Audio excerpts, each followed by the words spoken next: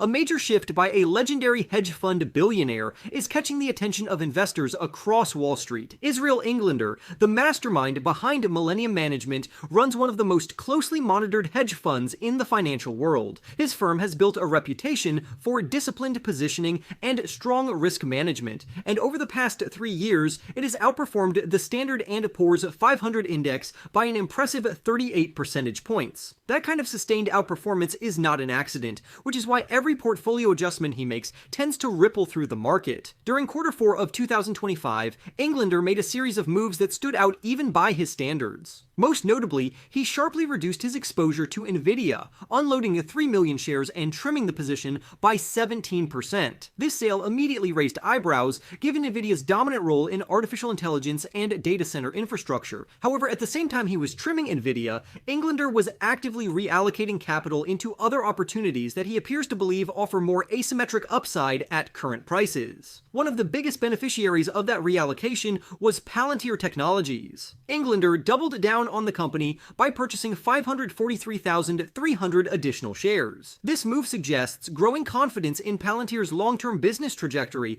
even as the stock trades at a premium valuation. Alongside Palantir, Englander also initiated or expanded positions in 2 companies tied closely to the cryptocurrency ecosystem, Robinhood Markets and Circle Internet Group. Both stocks have suffered deep drawdowns from their highs, with Robinhood down roughly 50% and Circle down approximately 75%, creating what Englander may see as an opportunity to buy quality platforms at heavily discounted prices. It is important to note that these transactions were revealed through public regulatory filings and reflect portfolio positions from roughly 50 days ago. Markets can change rapidly, so these disclosures should be viewed as historical snapshots rather than real-time signals. Investors considering similar trades should always evaluate current valuations, macroeconomic conditions, and company-specific developments before taking action. Nvidia remains a core holding within Englander's portfolio and still ranks as the 3rd largest position in the fund. This context matters because it suggests the reduction was likely driven by profit-taking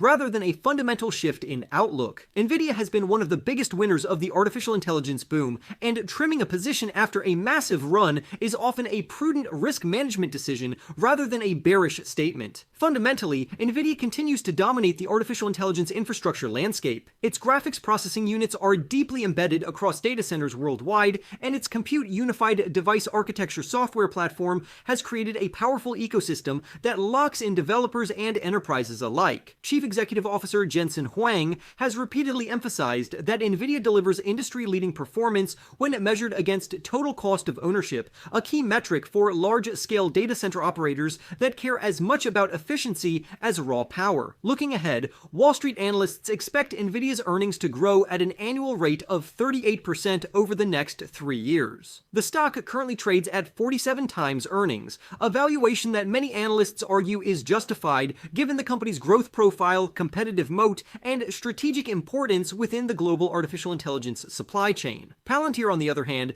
presents a very different investment profile. Operationally, the company has been firing on all cylinders. Revenue growth has accelerated for 10 consecutive quarters, signaling increasing adoption of its data analytics platforms across both government and commercial customers. In Q4, Palantir delivered a Rule of 40 score of 127%, a metric that combines revenue growth and operating margin to assess the health of software businesses. Even with these strong fundamentals, valuation remains the central concern for investors. Palantir is currently the most expensive stock in the Standard & Poor's 500 index when measured by price to sales, trading at 72 times sales. That premium reflects optimism about the company's long-term potential, but it also leaves little room for error. Notably, despite increasing his position, Englander's allocation to Palantir remains relatively small, and the stock does not rank among his top 50 holdings. This suggests a calculated bet rather than an all-in conviction. Meanwhile, the cryptocurrency adjacent positions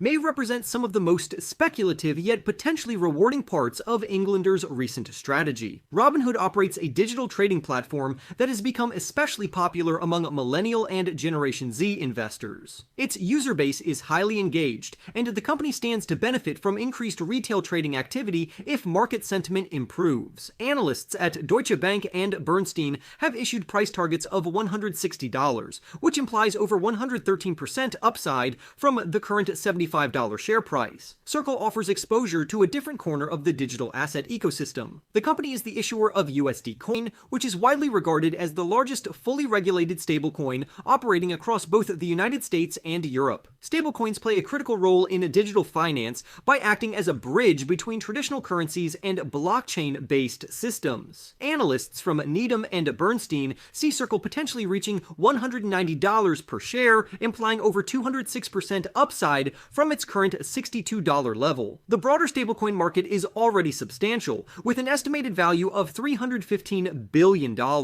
United States Treasury Secretary Scott Bessent has publicly stated that this market could expand to $3 trillion by the year 2030. If that growth materializes, companies like Circle could find themselves at the center of a massive financial transformation. Circle's revenue model is relatively straightforward but powerful. The company earns the majority of its revenue from interest generated on the assets backing its stablecoins, creating a steady income stream that scales with adoption. In addition, Circle has launched the Circle Payments Network, which is designed to facilitate faster and cheaper cross-border transactions, potentially opening up new revenue channels over time. Wall Street forecasts call for Circle's revenue to grow at an annual rate of 33% through 2027. At its current valuation of 5.8 times sales, the stock appears far cheaper than many high-growth technology peers. Among 27 analysts covering the company, the median price target stands at $107, implying roughly 73% upside from the current share price. Taken together, Englander's recent moves paint a picture of strategic rebalancing rather than wholesale conviction shifts. By trimming Nvidia, adding selectively to Palantir, and taking calculated bets on beaten-down crypto-related stocks, he appears to be positioning his portfolio for the next phase of market leadership rather than the last one. For more stock news updates, remember to press the like button and subscribe. With that being said, I will see you in the next video.